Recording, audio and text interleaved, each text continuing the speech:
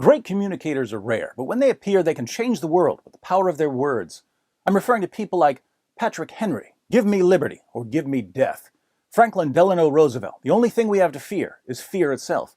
John F. Kennedy, ask not what your country can do for you, ask what you can do for your country.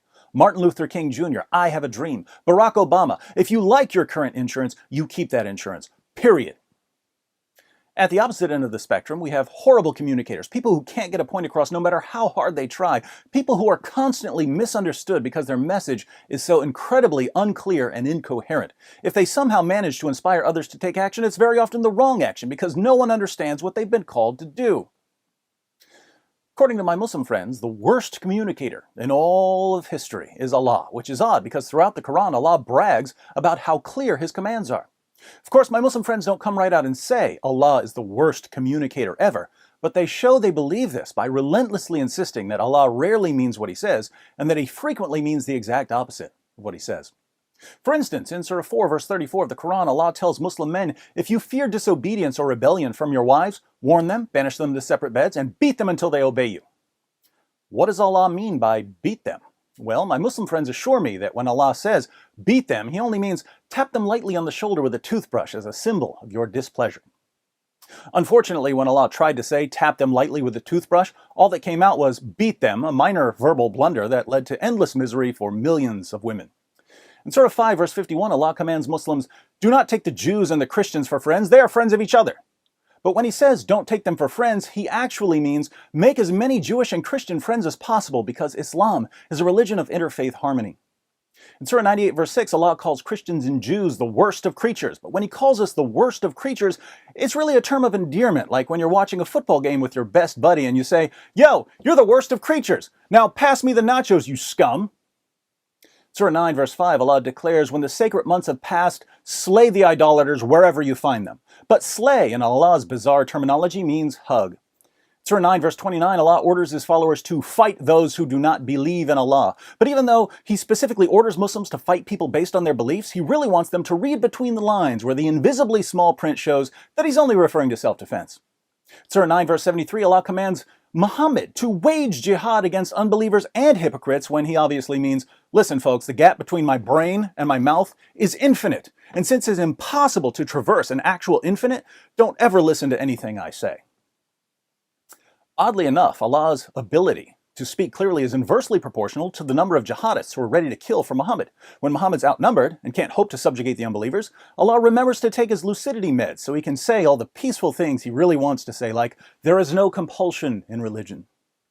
But as soon as Muhammad wins the hearts of a few thousand bloodthirsty, sex-crazed jihadists shrieking Allahu Akbar, Allah gets so excited that He forgets to renew His prescription, resulting in some of history's most epic rants about slaughtering infidels and raping their wives and daughters. I confess, Muslims are making me feel sorry for poor Allah. Here He is bragging about how clear His book is, when, according to His followers, it's not clear at all. It's like someone bragging about what a great singer he is. Then he goes on American Idol and the judges tell him that he sounds like a cat trying to climb out of a pool by clawing its way up a chalkboard.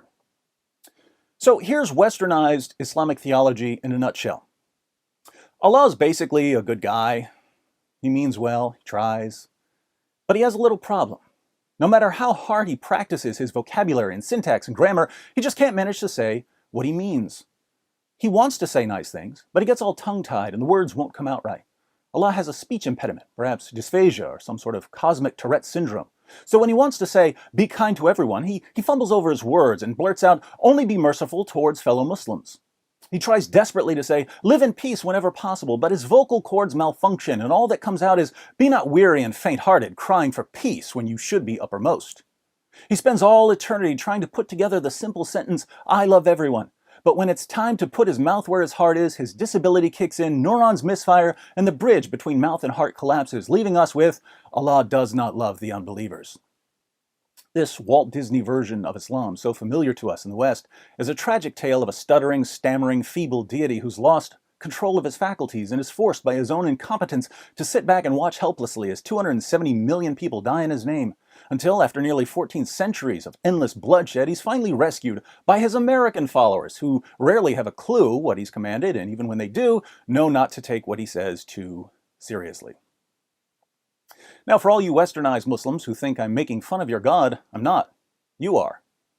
When you tell me to believe in a God who claims to be perfectly clear in his commands, and then you spend the rest of your conversation telling me what he really means but can't manage to say, it's like you're telling me that Allah has some serious mental health issues. And weird questions start popping into my head like, where did Allah get these mental health issues? Are they genetic? Were his parents first cousins who also couldn't say what they meant but constantly bragged about being perfectly clear?